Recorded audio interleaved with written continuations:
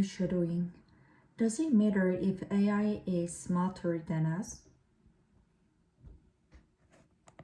We're hearing a lot about artificial intelligence recently, and it's really mixed bag. It's definitely some experts say it can save life, while others are warning it could become so powerful if we actually destroy humanity. Today, AI experts and chief scientists University of New South Wales AI Institute Toby Walsh on why he thinks you should be alert but not allowed. Toby, it seems like our hopes for AI are somewhat crumbling to a point where we're even being warned it could lead to the extinction of humans. Yes, people are getting a bit concerned. So I'm not completely worried that it's going to be an existential risk. A risk will destroy all of humanity, but there are definitely real risks, and we are starting to see some of them. We saw pictures. Well, one with those were pictures of the Pentagon with an explosion that moved the stock market. Turns out they are fake generated by AI. We've seen examples where people have had their voices cloned and been scammed by bad people with bankrupts by the smart symptoms technology. So there are definitely things that stars to need worrying about. Okay, so we're gonna talk about these concerns in a moment. But can you just remind us first, Toby, what is so different about artificial intelligence to other technologies we've become used to? What's the big shift that we've been seeing here? There are two big shifts. The first is just speed with which technology is getting into our lives. If no coincidence that GDP was the fastest growing app ever in the hands of million people after a week and hundreds of million at the end of first month now, that has potentially had billions of people that were quicker in Instagram, quicker than Twitter and Facebook.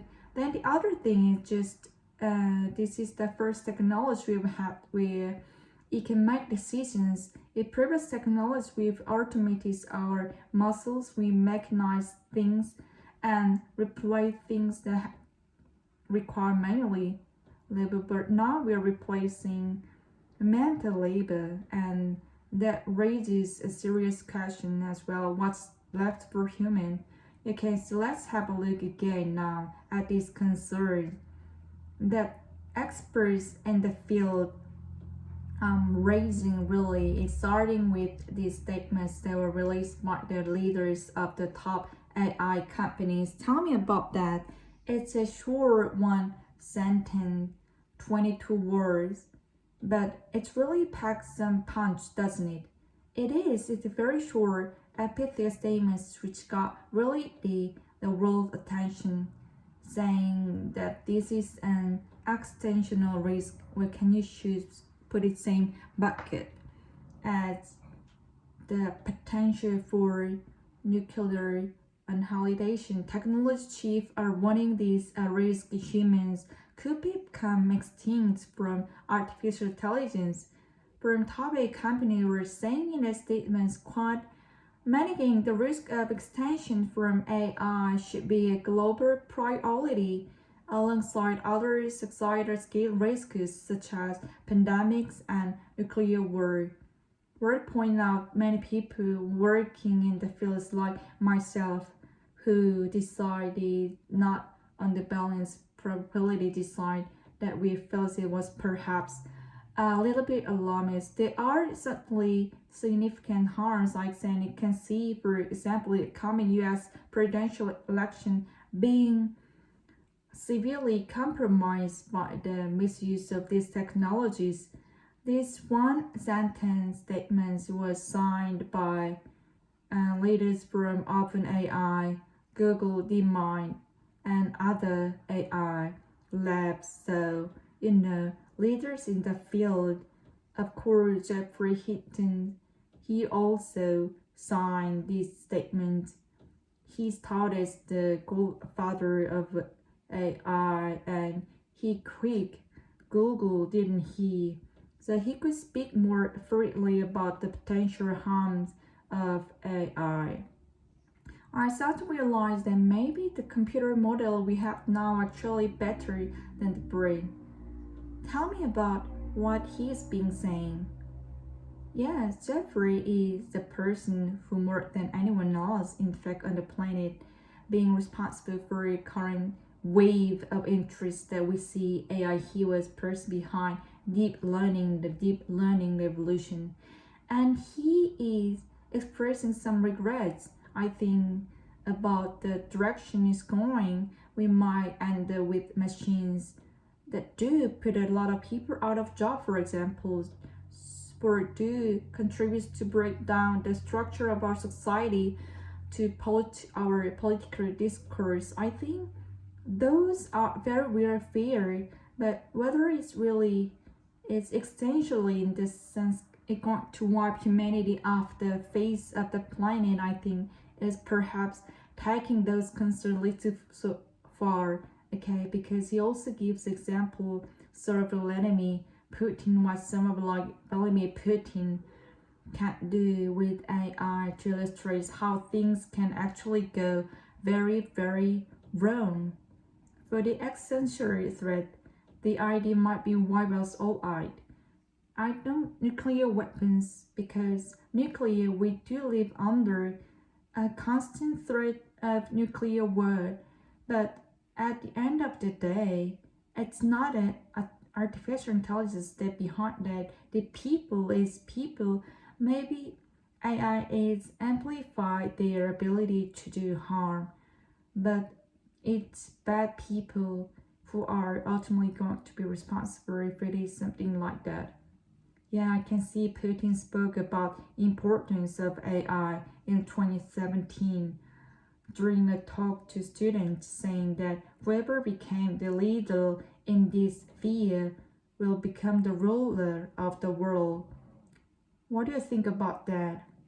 I think there is some truth to that. That is not just Russia, but just Putin. He believed that the Chinese are also investing heavily. They made a construct of their plan for economic dominance and military dominance, but we came back to this point and ultimately puts the power in hands of human, and it's humans and who are going to be misusing it. Yeah, okay. And so also there was Toby, was there an open letter signed last month by 1800s researchers calling for a 6-month pause on developments of the latest AI models that was even signed by Elon Musk. What happens when something vastly much smarter than the smart person and comes along it's like it's very difficult to predict what happens in that circumstance. Tell me about that. What do you think about that? Yeah, so there was this letter, it's signed by Gain, many other researchers. This a bit more specific, a little less alarmist, in that sense that was saying that humanity was necessarily desperate for extinction, but suggesting that the technology was being released in a incautious way, and that perhaps there should be a 6-month moratorium while we're working on what exactly to do. A couple of challenges with the letter. One is that it's not clear that 6 months is just really going to solve anything. You look back when it's like 6 months, we haven't solved many of the issues that have been raised many quarters, not just by this letter. And then the other things, I'm not sure. We actually want to start research actually with more research to look at we call how we deal with the arms. I think that what we should be calling for a 6-month moratorium and deployment, such as model, putting them in hands that probably where they can cause mischief. Yeah, okay, so let's have a look at what else topic can be done. Perhaps slow things down just a bit so you can catch up with this technology. I can see there's a push from the US President Joe Biden to regulate this sector. Sam Altman, the chief executive of OpenAI, he appears in Senate testimony warning that the risk of advanced AI systems were serious enough to warrant government's intervention. If this technology goes wrong, it can go quite wrong, and we want to be vocal about that. We want to work with the governments to prevent from happening. So if the governments does intervene or governments around the world, what does that look like? Well, we are seeing governments wake up and actually look regulating, and perhaps the country or countries is further along. This is the European Union. They have the EU AI Act that is likely to set a very strong precedent for the rest of the world, and indeed very likely that we will start to see regulation happening around AI technologies. That regulation potentially might look quite similar to what is happening in Europe.